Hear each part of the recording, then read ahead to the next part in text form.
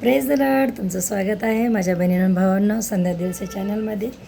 तर मंडळी, आज मी खूप छान आणि चांगल्या गोष्टी तुमच्यासाठी घेऊन आलेले आहे, म्हणजे शिदोरी घेऊन आलेले आहे. हालेलुया. तर काय झालं की माझा ह्या टायमाचा संडे जो आहे ना, खूप चांगला गेला बघा. मी काहीतरी शिकून आले चर्चमध्ये जाऊन. तर मित्रांनो, मी जेव्हा देवाच्या गोष्टी सांगत होते ना, तर प्रत्येकाच्या तोंडात हेच असतं की तुम्ही धर्म चेंज केला आहे का, तुम्ही ख्रिश्चन धर्म स्वीकारला आहे का. तर त्याचविषयी मी तुम्हाला आज बोलणार आहे. तर मित्रांनो, जर एखादी व्यक्ती एकदम निराशात आहे, दुःखात आहे आणि टेन्शनमध्ये आहे आणि ती जर फ्री होते आणि तिला जे छुटकारा भेटलेला आहे, ती जेव्हा लोकांना सांगते ना, तर लोकांच्या तोंडात हेच असतं बघा, तुम्ही धर्म बदलला आहे का, तुम्ही जात बदलली आहे का. तर माझ्या मित्रांनो, तेच मला सांगायचं आहे की जात धर्म वगैरे काहीही बदललेलं नाही आहे. माझं नाव संध्या तर संध्याच आहे, माझं नावसुद्धा बदललेलं नाही आहे आणि तुमच्या परमिशनशिवाय कोणीही तुम्हाला बदलू शकत नाही. हालेलुया. धन्यवाद. परमेश्वराची स्तुती हो.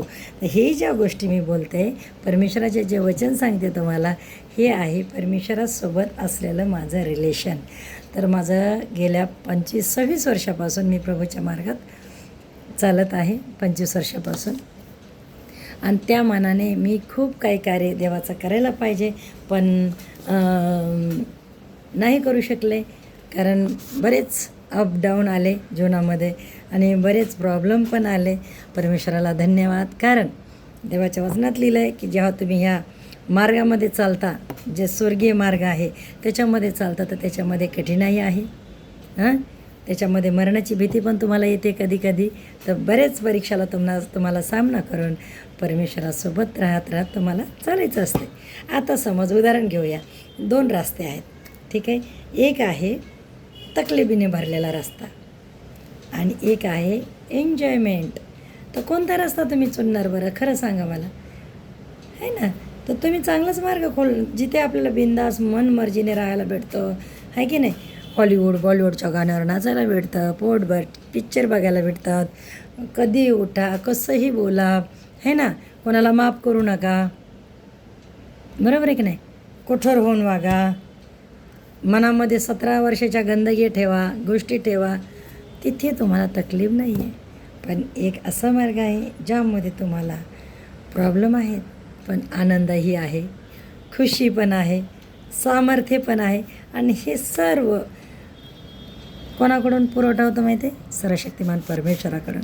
आणि त्याच्यासाठी काय करावं लागेल, तुम्हाला कनेक्ट होऊन राहावं लागेल की नाही. एक लाईट पण लावला आहे, आणि जे कनेक्शन असतं ना वायरचं, ते जर जोडलेलं नसेल तर त्या लाईटामध्ये प्रकाश येईल का मित्रांनो? नाही ना.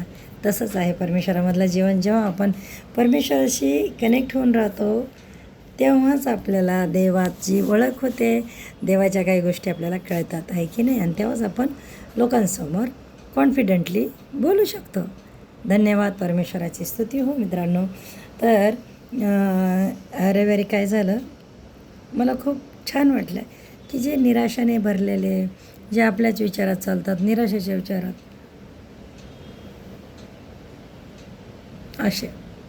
अशा लोकांच्या चेहरा थोडंसं स्माईल, थोडंसं बिंदासपणा आला तर कसं वाटेल तुम्हाला सांगा बरं.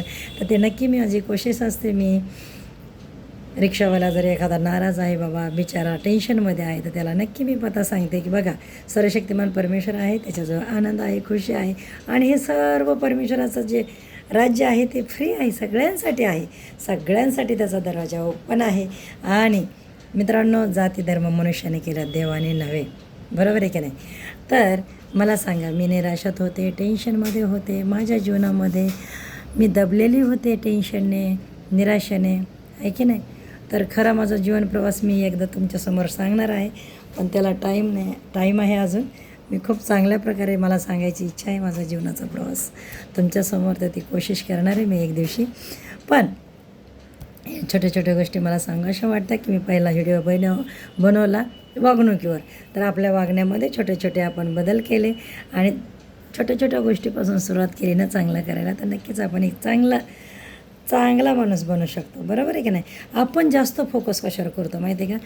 माझी हेअरस्टाईल बरोबर आहे का, माझी ड्रेसिंग बरोबर आहे का, मला ड्रेसिंग सेन्स माझा चेंज झाला पाहिजे, माझं फिगर चेंज झालं पाहिजे, माझा कलर चेंज झाला पाहिजे, याच्यावर आपण जास्त इन्व्हेस्टमेंट करताना दिसतं. लोक आहे की नाही, बघता की नाही तुम्ही?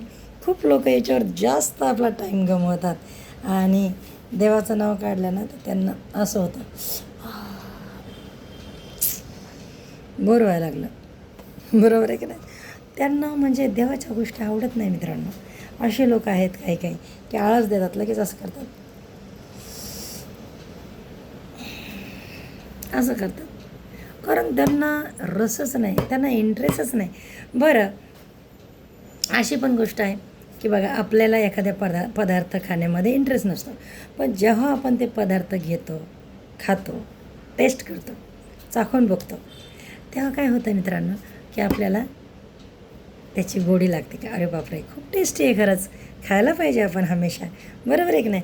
तसंच अगदी आहे की आपण प्रार्थनेचं पण, जेव्हा प्रार्थना आपल्या जीवनात काम करायला लागते ना, जेव्हा प्रार्थनेनं प्रश्न सुटायला लागतात, जेव्हा प्रार्थनेनं आपल्या हृदय बदलायला लागते, प्रार्थना केल्यामुळे परमेश्वराशी संवाद होतो. आपले स्वप्न पहिले वेगळे असायचे, आता वेगळे स्वप्न पडतात आपल्याला, आणि आपले वागणूक पहिली बिलकुल सरळ नसते, ते सरळ वागायला लागतो आपण. तर मग आपल्याला ना एक टेस्ट लागते की अरे बापरे, प्रभू किती भला आहे आणि परमेश्वर किती चांगला आहे.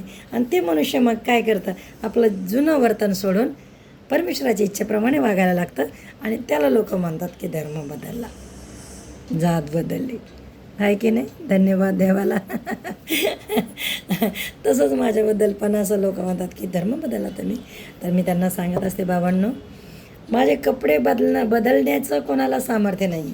कोणी जर बोललं की तुम्ही हे ड्रेस सोडून द्या आणि नऊवारी घाला, तर मी ऐकेल का सांगा बरं? तर मी एवढी मोठी गोष्ट कशी ऐकणार कोणाची की धर्म बदलायचं, जात बदलायची, आहे की नाही? तर असं काही झालेलं नाही आहे. फक्त आपण परमेश्वराला ओळखतो, त्याच्या इच्छेप्रमाणे चालतो आणि लोक म्हणतात की धर्म बदलला. हालेलुया.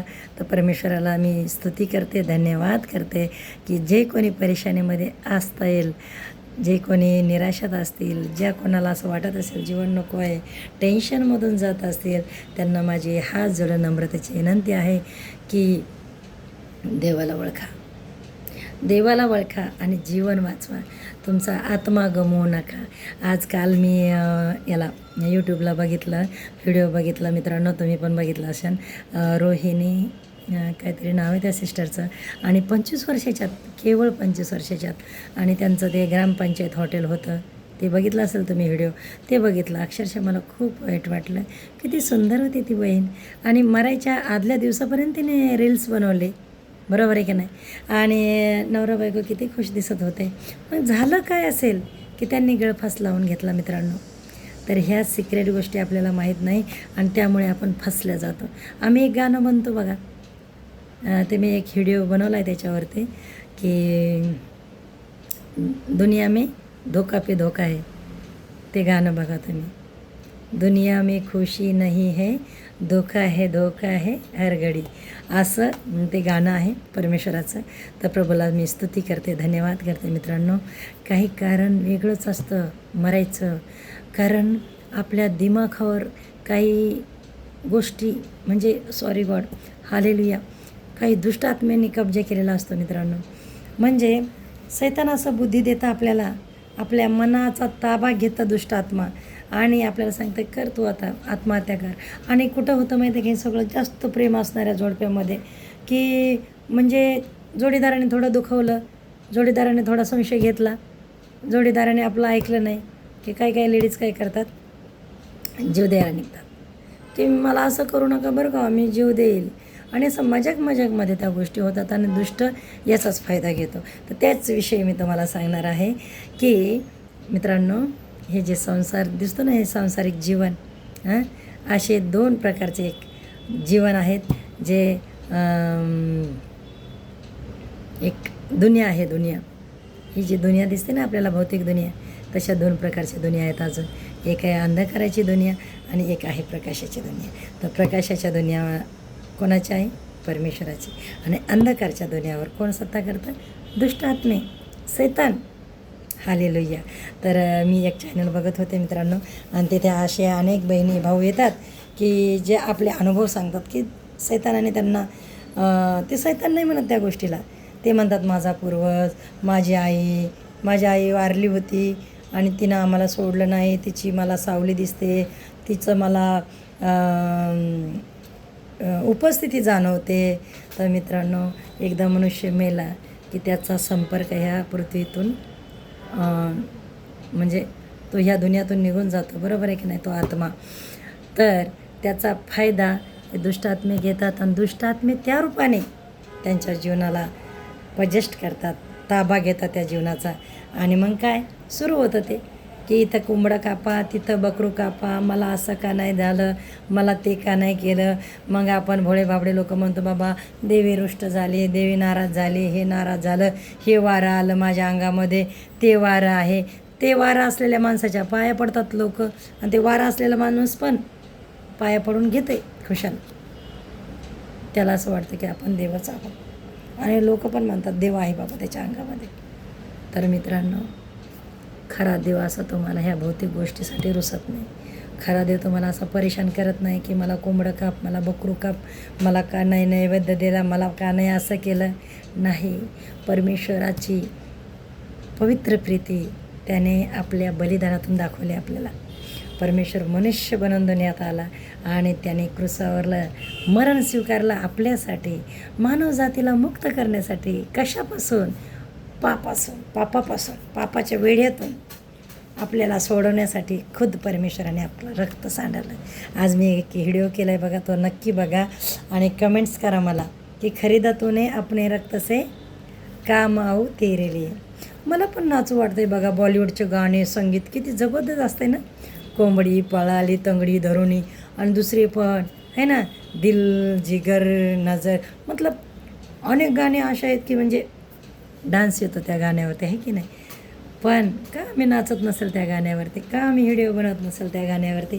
कारण परमेश्वराने त्याच्या रक्ताने खरेदी केलेला आहे आणि सगळ्या प्रकारच्या पापापासून सोडवलं आहे, लोभ लालसेपासून सोडवलेलं आहे, मन शुद्ध दिलेलं आहे. आणि त्यामुळे परत आम्ही त्या गंदगीत जात नाही. का? त्याचं रिझन हे आहे की ती अंधकाराची दुनिया आहे आणि त्याच्यावर सैतानाची सत्ता आहे. पाठीमागे तुम्ही न्यूज ऐकल्या असतील बघा, टी व्हीला याला खूप न्यूज यायच्या. कोणत्या माहिती आहे की एक बार आजा म्हटलं की त्या सेटवरती सैतानाचं भूताची यायचं म्हणून खूप ती न्यूज गाजली होती, ऐकलं का? तर आज का असं होत आहे दुनियामध्ये? आत्महत्या का करतात? कालपर्यंत भाकरी थापताना दिसते ती बहीण, ती रोहिणी, 25 वर्षाची आहे ती बहीण, आणि ती दुसऱ्या दिवशी त्याच हॉटेलमध्ये गळफास घेते लावून. तर काय असेल मित्रांनो? माझा चेहराचा असं बरं का, नाही तर तुम्ही म्हणता एवढी दुःखाची बातमी सांगताना सुद्धा हसायला लागली.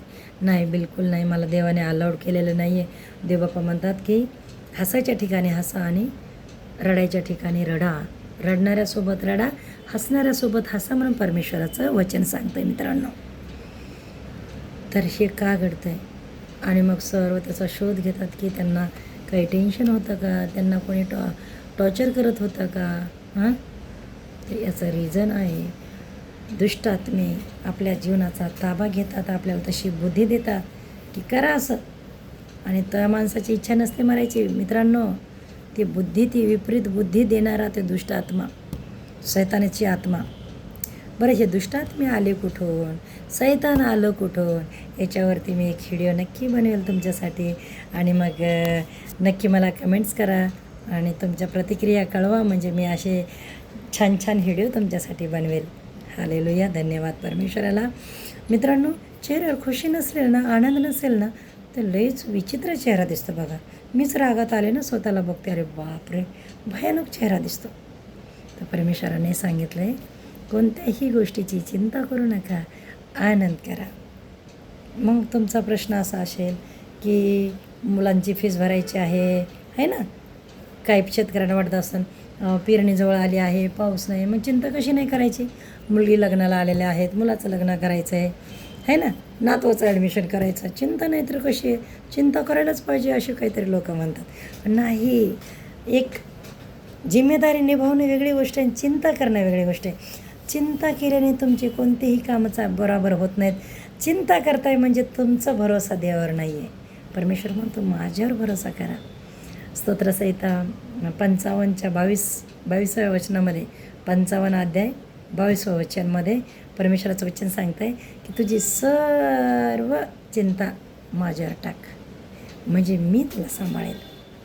तर सकाळी उठून आपण दुआ केली पाहिजे परिवारासाठी आणि सर्व चिंता परमेश्वराच्या हातात द्यायला पाहिजे की हे प्रभू, आजचा दिवस तू दाखवलास म्हणून तुझे आभार मानते, मी धन्यवाद करते.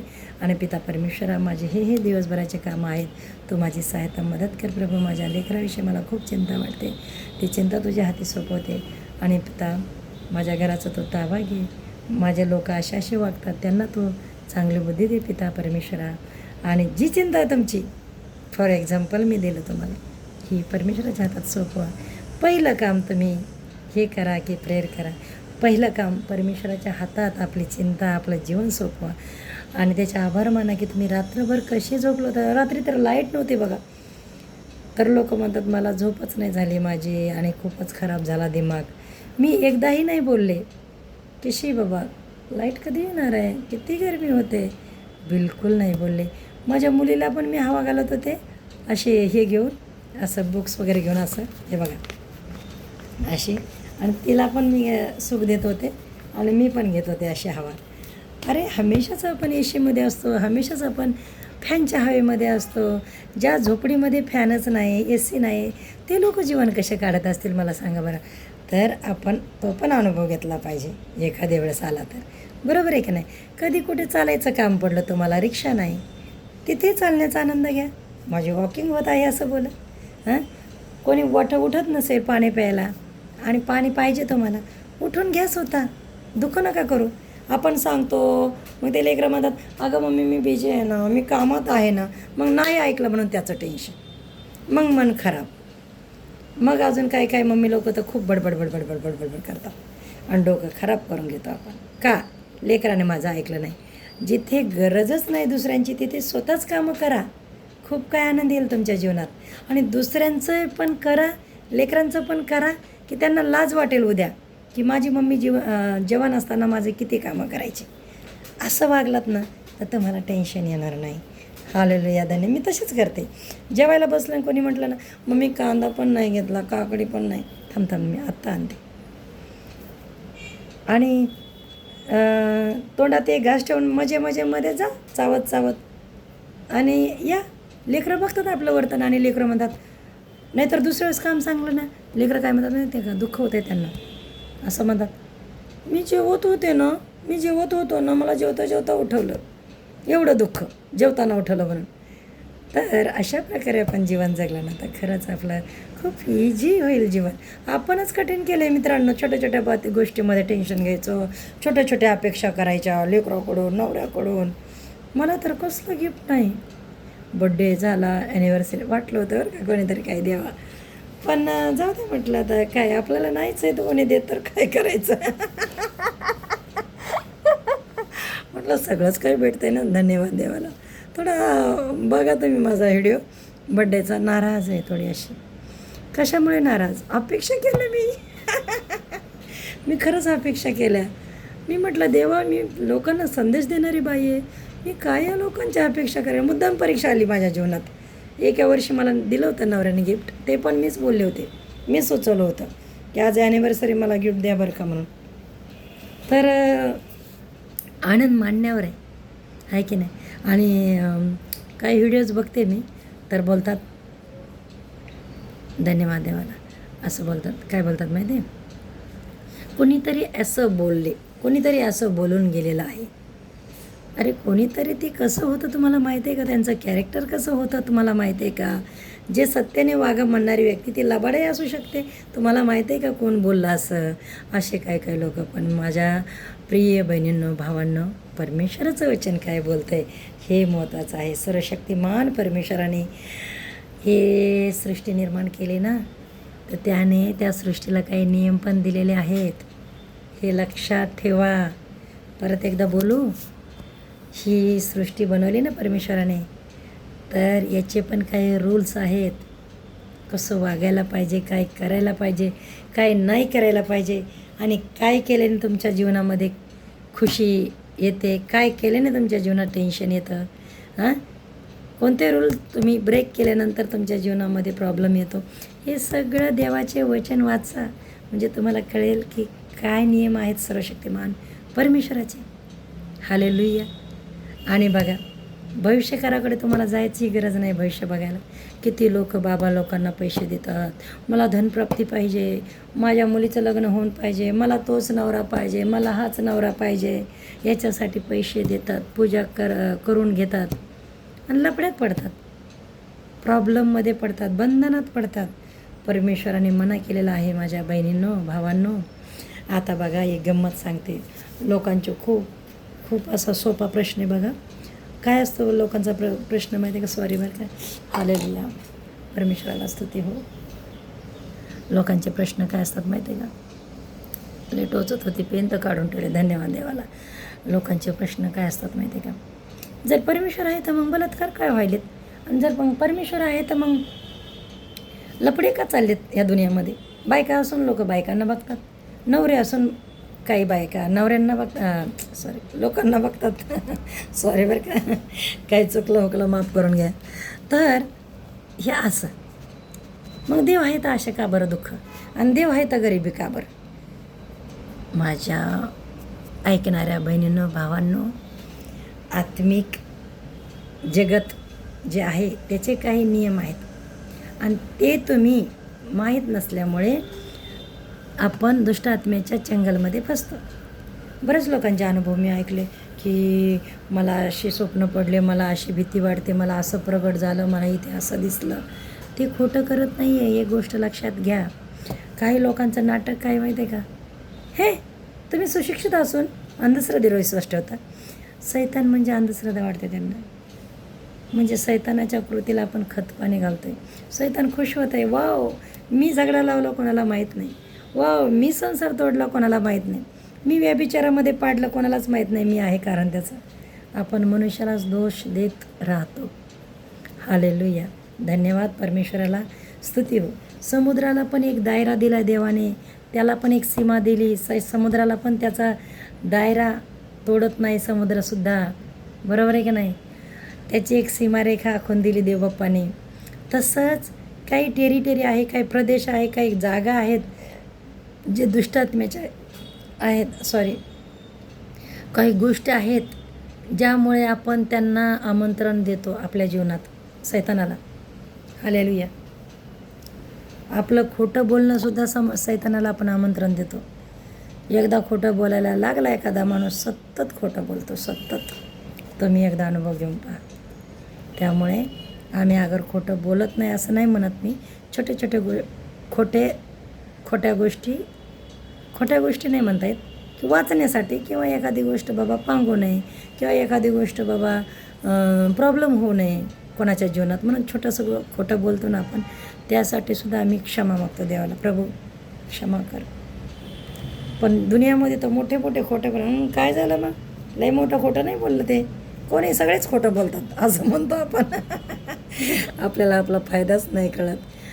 आपल्या खोटं बोलण्यामुळे आपण पाप करतो, आपण त्या बंधनात एक झूटची आत्मा आपल्या जीवनात प्रवेश करते, त्याला म्हणतात झुटी आत्मा. ती येत राहणार आपल्या घरावर.